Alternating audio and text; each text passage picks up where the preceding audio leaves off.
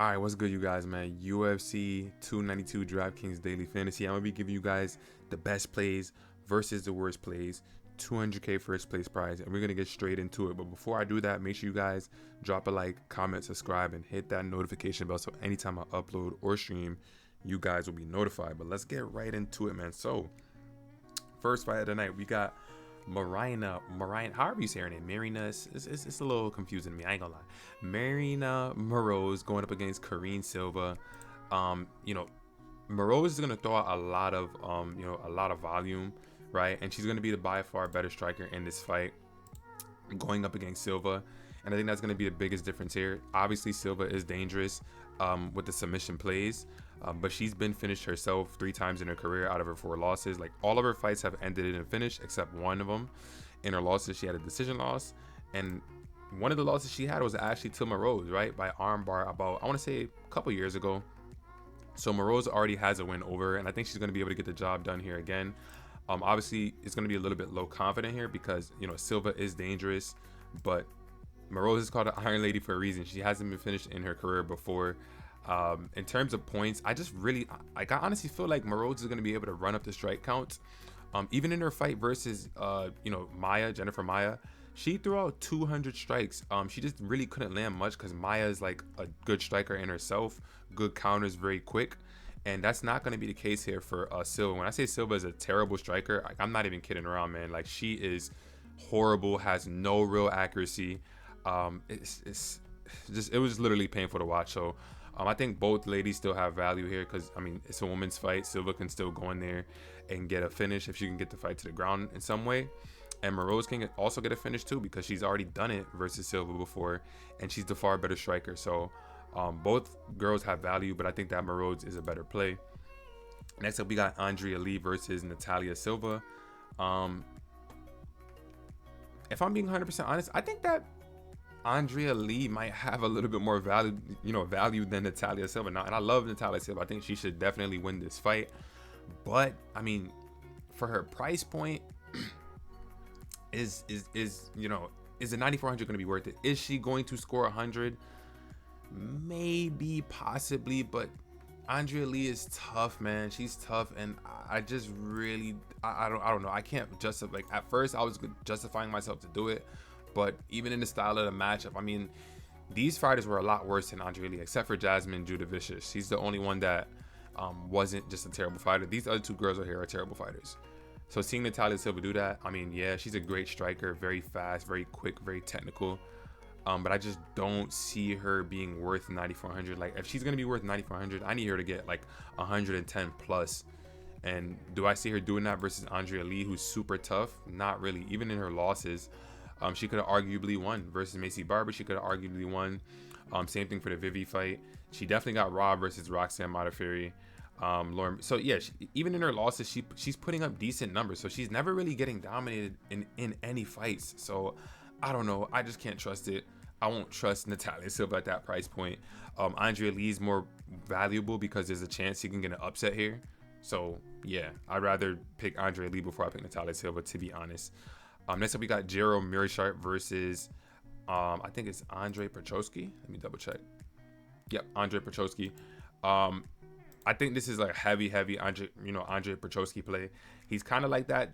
Like, the last time that Mearshart fought a fighter with the kind of style of Petroski was when he fought Khamzat Chimaev. Sorry to say it, but he fought Khamzat Chimaev. Was super worried about the takedown. Didn't want to get mauled down there, I should say. And I think that could potentially be the same thing that happens here. Not that, Petroski has the same wrestling, abilities of Khamzat, but he does have wrestling abilities nonetheless. And I think that, Mearshart's going to be kind of a little bit slower, a little bit labored. And I could just see him either his chin getting checked, or I could even see Petroski getting like an arm triangle choke, because Petroski's really dominant on top with the wrestling. And he just went against a guy in Wellington Turman who's actually pretty good on the ground. So I see him being safe. Obviously, it's Jero Mearshart, so he definitely has value too because he's always live for a submission. He had a good win over Bruno Silva, who was a dangerous striker. And then, Muradov was a great win. And these were all sub wins. So, let's be real here. Mearshart has like 27 submissions on his record. A lot of his wins are by finish. So is there value for Mearshart? There definitely is. So pick your side for this one. I'm more heavily towards Petrosky. I don't think that I don't think that Mearshart's chin is going to be able to hold up. So I'm not relying on that. And yep, I'm going with Petrosky to get this one done. But like I said, guys, I'm going to reemphasize this. Mearshart is going to be worth the 7,400 because there's a chance he could get a sub here. Next up, we got Cody Gibson going up against Brad Katona. Now, here's the thing about these fighters, right? Cody Gibson is good about, good with putting the pressure on. And Brad Katona is, good on the ground. But in the minimal footage that I have watched of these guys from their Ultimate Fighter fights, I'm going to lean towards Brad Katona. And then just overall with their records, I think that there's just a little bit of vulnerability there for Cody Gibson. He's been subbed 4 times. Brad Katona is really good at that. Even though in the UFC he has not got a submission victory, that will be there. It will be open. And let's be real, he wasn't gonna submit Marab anyway. So I mean, really talking about that. But yeah, I think Brad Katona is gonna be able to get this one done. Very low confident because I haven't really tuned in too much to the Ultimate Fighter. Got to watch a minimal footage, so can't really take too much from it on that. But in terms of who's gonna be worth it, I would say pick and choose, guys. Do your own research on these fighters right here. Katona could be live for a finish here. He could be live. It definitely is possible. So I'll say that Katona could possibly be live, but I'm not too sure about these fighters, to be honest. I feel like it can go either way for both fights. In terms of the Ultimate Fighter. So the next up we got, the first one is a bantamweight. Next one we got lightweight. So lightweight Ultimate Fighter finale.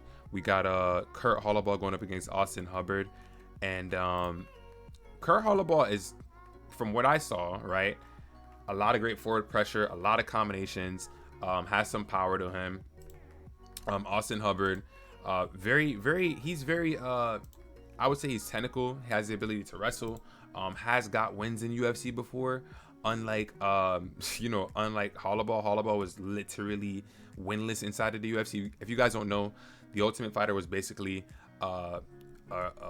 they had veterans and they had prospects. So a lot of these guys were veterans. I think the only prospect that or was considered to be a prospect was Brad Katona. I'm not sure what happened with him, but I think he might have actually been listed as a prospect. So I can't dig too deep into that right now, but I think that there's value for Holloway because of his forward pressure and danger, and I also think there's value for Austin Hubbard. So I think you guys should pick your side, dig a little bit deeper if you have to.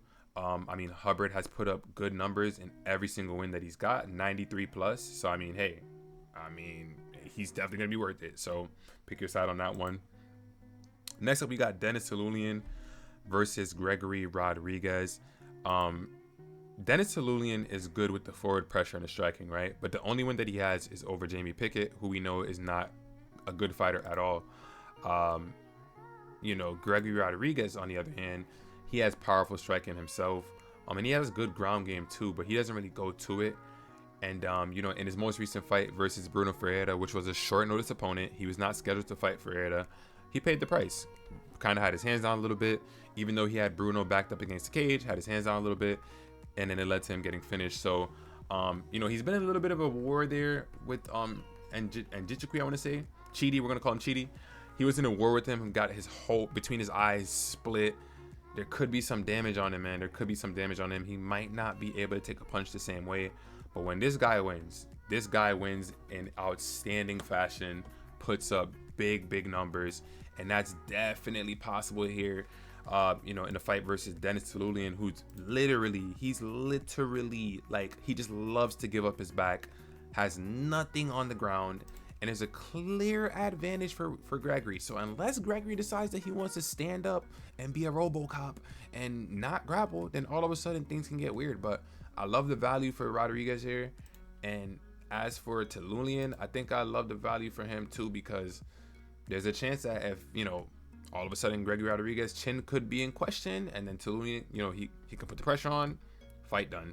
So I'm going to lean towards Gregory Rodriguez to get it done, because he has the power advantage too.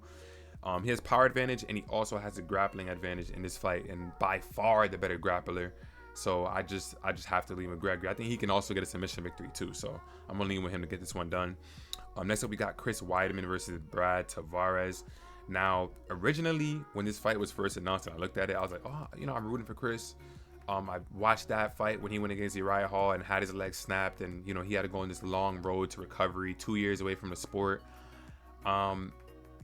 Yeah, I was rooting for him, but then when I really started to look into it and I did my research, I'm going with Brad Tavares all the way to win this fight, and he's actually going to be able to put up some numbers here because, I mean, come on, man. Like, we've seen Brad Tavares be able to put up numbers before. He doesn't do it consistently, obviously, but he's 9K for a reason. He's going up against Chris Weidman. His durability is gone, guys. The leg that he broke is more metal than bone. Like, I mean, what are we doing here? Like, really? Are we really going to trust that that's going to be able to get the job? Man, even in the fight versus Omarion Makhmedov, the striking looked abysmal, and he was just gassed out the whole I mean, I just can't trust it. The last one that Chris Weidman literally looked good in, like he looked legitimately good in, was against Kelvin Gastelum. That was the last time he looked good, and that's an oversized or an overweight welterweight forcing himself to fight at 185. That's what the issue was. So outside of that, I mean, what the last middleweight win he got was Omarion Makhmedov, who's not even in the UFC anymore. What is that? So, and he didn't even look great in that fight. So I cannot rely on Chris Weidman here. Is there value? Possibly, because you guys know how the MMA gods work sometime. Let's have a storybook ending here. Chris Weidman's coming back, or he's trying to go on a title run. He goes out there, gets his wrestling going. But I dug deep in the research, guys. I mean, Brad Tavares has great takedown defense. None of these guys in his recent fights have really been able to take him down. Even Duplessis, Makhmedov probably took him down like 2 times. So yeah, no, I'm gonna have to go with Brad Tavares here. I'm so sorry. Next up, we got Pedro Munoz versus Marlon Chito Vera, and I think that for the first time, one of these guys is gonna get finished, right? And I think I'm gonna have to lean towards Marlon Chito Vera because if you guys look right here, right, I'm gonna make this very simple. Every single time in his most recent fights that people have chose to stand with him, it has not gone well for them. So, I mean, I'm being real here. Like, I mean, just look at this. I mean, Sandhagen wrestled him and was able to get the fight, get the W there.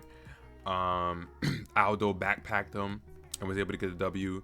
He got robbed versus Song Yadong, and then all of his other fights, he just had nothing but success. Dating all the way back to 2018. So Chito's a beast, man. Chito's a beast. I expect him to get back on track here. I don't know what that was in his most recent fight. I think that was a major hiccup in the road for him. I don't think we're going to see something like that again. So yeah, I'm going to have to go with Chito. And the thing about Pedro Munoz, he has some power, but he's just not accurate. Very short wingspan. I feel like Munoz I feel like he could make 125. He just gives me like a flyweight vibes, the way how he fights. It's like he has T-Rex arms, no real volume, just very out of control. So I see that, or I can see Chito being able to catch Pedro with something nasty and really, finish him for the first time in his career. So I'm going to go with Chito with the 8,600 value. And as for Pedro, maybe. Chito's never been finished, but he does get hit. So I would say little to no. I would say almost damn near fade Pedro, to be honest. To be real. Next up, we got Damon Blackshear going up against Mario Batista. Now, this fight is going to be interesting. Mario Batista, I think he's a slightly better striker, to be honest. But his most recent fights, he really hasn't fought anybody. I think that Blackshear has had a bit stiffer competition. Basharat's really good. Lacerda's really good on the ground. Jose Johnson, I would say that Jose Johnson is better than 2 of the people that Mario Batista beat. The fight should be very interesting, but I'm going to lean towards Blackshear to get this done. I think his aggressiveness and his finishing ability will be able to get this one done. We've seen Mario Batista get finished before. I mean, Trevin Jones finished him, right? And by TKO, and Corey Sandhagen submitted him by an arm bar. So I mean, we've seen him get finished before, and the level of competition of who he's been beating has been like, I don't know what's going on with the Sean O'Malley camp, but they know how to get favorable fights. Because I mean, like who Jay Perrin, Guido Canetti, Brian Kelleher. I'm sorry, I'm sorry. No, I'm sorry. So, yeah, we're gonna go on to the next fight. Neil Magny going up against Ian Gary. I'm gonna just say right away. Man, I don't know, man. I really don't know if Ian Gary's really worth the 9600. I really don't know. I think he should be able to win this fight, but the way how he's been acting in the build up to this quick fight, man, this short notice fight, the MMA gods, I feel like they want some. I feel like they got a bone to pick with Ian Gary, and I think that, you know, man, I think that Neil Magny might run out there and legit he can get this done. So I think he's definitely worth the 6600, right? He's definitely worth it because Ian Gary does get backed up to the cage. That's where Neil Magny likes to have the fights, against the cage. And all of a sudden, in a 3-round fight, things can get weird and Magny can pull out a W here. So I think that Magny has slightly better value than Ian Gary, because Ian Gary costing 9600 means you need a guaranteed 100 plus points, and we've never even seen him score over 110, even in his first round knockout over Daniel Rodriguez in his most recent fight. So I'm just like, man, do I really want to trust him here to get a KO? You know, and the fight style that Neil Magny has, it kind of plays into Gabe Green and Darian Weeks, these 2 wins that Ian Gary had right here. And look at the points that he put up. Look at the points he put up in those wins, 95 and 62. Yeah, I don't know about Ian Gary at 9600. I really don't know, but I think he should win the fight. But yeah, no, I don't know. So next up we got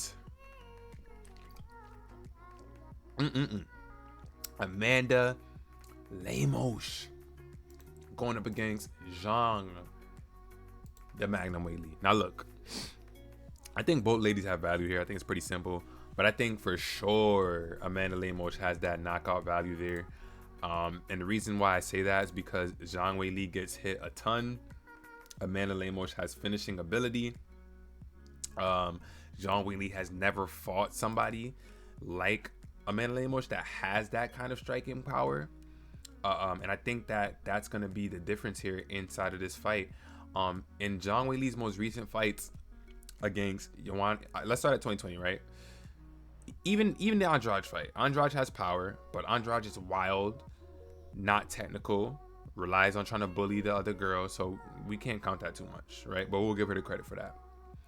She fought against Joanna in the first fight, got pieced up for 5 rounds, went against Rose, got knocked out by a head kick, went against Rose again, lost the fight because she laid on her back the entire 5th round. Then she went up against Joanna. She got hit with some good shots in the second fight with, with Joanna. She got the finish, so that was great. And then Carla Esparza is not a striker. She's a grappler, so she has 0 striking ability. So with that being said, Zhang Weili has not seen that kind of power in an exchange and with someone who's more accurate than her on the feet by 10% and has great takedown defense, has the ability to, control from top, and has good guillotines. So I have to say that Lemos is more worth it than Zhang Weili. We've seen Zhang Weili get put out already. So you mean to tell me if Lemos goes out there and puts her out, we're going to be shocked? Not really at all. So I think, Lemos has the way more value here. But nonetheless, it is Zhang Weili. I do respect her. She's a great fighter. So, I mean, you know what I mean? She's shown the ability to be able to get a KO victory by spinning back fist. Quick finish right here. Decision victory, and realistically speaking, it's not even like Zhang Weili really has any serious knockout power. She's just a powerful fighter, but it's not like she's one punching people or really stopping people on the feet. Not really. Her win versus Joanna was very impressive, but I mean, Joanna was just beat down by that point, to be real. But nonetheless, it was still an impressive back fist. So that's that for the co-main event. Now, last but not least, we got Sugar Sean O'Malley going up against Aljamain, the Funk Master Flex. Funk Master Sterling. But all jokes aside, if this fight goes to the ground, I think it's pretty much done. I'm just gonna say that. If the fight gets to the ground, it's pretty much done. O'Malley's best chance here is going to be to finish the fight on the feet. It's very possible. We've seen Aljo get finished like that before. He got head kicked by a same kind of fighter like Sean O'Malley in Marlon Moraes. Even though the size was different, the fighting style was still the same. Now, the last time that Aljo fought someone that had Sean O'Malley's kind of fighting style, Corey Sandhagen, and we know what happened there. Aljo literally ran right through him. One round, ran up, got a hold of him, got that choke, finished the fight. That can literally happen to Sean O'Malley. I'm literally not even kidding. That can literally happen here. He does not have the same wrestling ability as Petr Yan. Definitely not TJ Dillashaw, and definitely not Henry Cejudo. So I mean, hey man, like Sean O'Malley's gonna have to get this done on the feet by Snipe. But with that being said, is he worth the price point? Yes, because if he gets a knockout, he's gonna score well. We've seen him do it before, and we've seen Aljo get knocked out before. So clearly, him at 7,300 would be worth it, and Aljo at 8,900. I mean, it's pretty obvious. Like you need to have Aljo in at least one of your lineups. Like I mean, the guy's going, you know, he's in a favorable matchup here. You know what I mean? He's in a favorable matchup. You have to go with it. Styles make fights, and I think that Aljo has the advantage here. But that's gonna do it for the video. You guys already know what to do. Drop a like, comment, subscribe, and I'll see you guys in the next one, man. Peace.